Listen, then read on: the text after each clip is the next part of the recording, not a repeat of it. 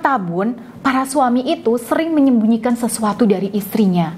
Dan inilah beberapa di antaranya.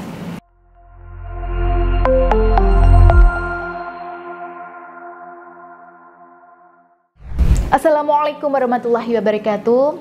Ya sahabat bunda yang dirahmati oleh Allah. Ya, apakah sahabat bunda sering berharap bahwa suami bunda ini terbuka 100% utuh dan sepenuhnya sama bunda? Kalau bunda berharap yang demikian, rasanya itu agak sulit ya bun, butuh effort yang besar. Kenapa saya bilang seperti itu?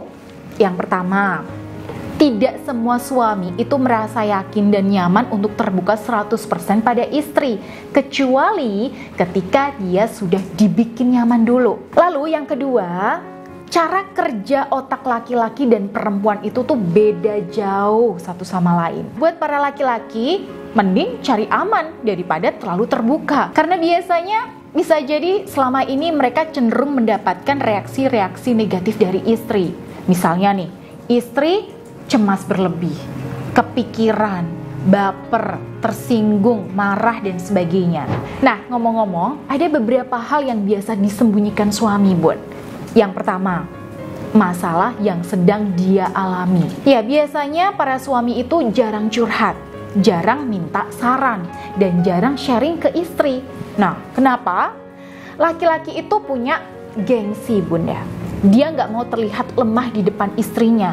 Kecuali kalau istri di sini bisa bikin suami itu nyaman, nggak banyak ngerecoki, ya, nggak ikut kepikiran, nggak baperan, ya, emosinya tetap stabil dan bisa menyikapinya dengan tenang. Nanti ketika suami pas kepentok, ya, dia akan cenderung mulai terbuka karena dia sendiri sudah nyaman sama istrinya. Nah, lalu yang kedua, suami sering menyembunyikan kegagalannya. Kegagalan buat para laki-laki itu ibarat aib, bun.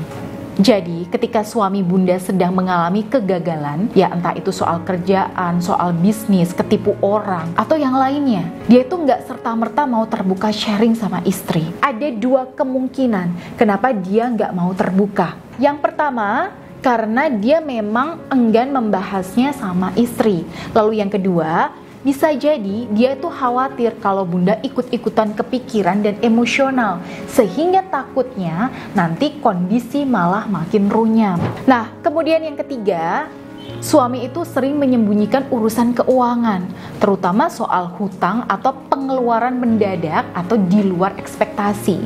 Ya, biasanya para suami itu merasa nggak perlu share ini ke istrinya. Kenapa? Ya, salah satunya karena urusan uang itu urusan yang sensitif. Sedangkan suami itu pengen cara yang gampang, praktis, dan gak suka ribut-ribut, bun. Akhirnya, ya, cara paling nyaman buat suami ya gak ngomong apa-apa ke istri. Ini beda cerita kalau suami bunda ini suami yang penyayang banget dan tipenya memang terbuka. Gak pakai bunda tanya-tanya pun biasanya dia akan cerita sendiri. Oke, kemudian yang terakhir, yang paling sering disembunyikan suami dari istri adalah urusan dengan wanita lain. Wah, kalau yang satu ini menurut saya memang nggak bisa ditolerir sih, bun. Kalau 3 poin yang pertama tadi mungkin masih bisa kita maklumi lah ya. Tapi kalau udah mulai sembunyi-sembunyi ini ya soal wanita lain, nah itu yang bahaya. Ketika suami mulai menutup-nutupi sesuatu yang terkait dengan wanita lain, nah itu sebenarnya sudah masuk ke selingkuh batin, alias selingkuh emosional. Ya, di literatur barat disebut juga micro-cheating. Micro-cheating ini adalah sebuah bentuk perselingkuhan atau pengingkaran komitmen pernikahan dalam bentuk yang sangat samar, bun. Dan salah satu bentuknya adalah dengan menutup-nutupi sesuatu dari istri yang ada kaitannya dengan lawan jenis, yang tentunya berpotensi menggiring pada perselingkuhan yang nyata. Kalau ada tanda ini pada suami bunda ya nggak bisa diam begitu saja. Batu saja bisa berlubang karena selalu ditetesi air terus-menerus. Nah, apalagi ini soal rumah tangga ya.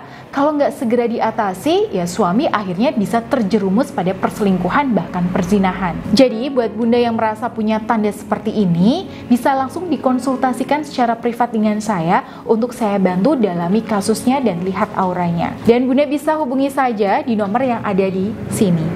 Baik, semoga video ini bermanfaat. Wabillahi taufiq wal hidayah. Wassalamualaikum warahmatullahi wabarakatuh.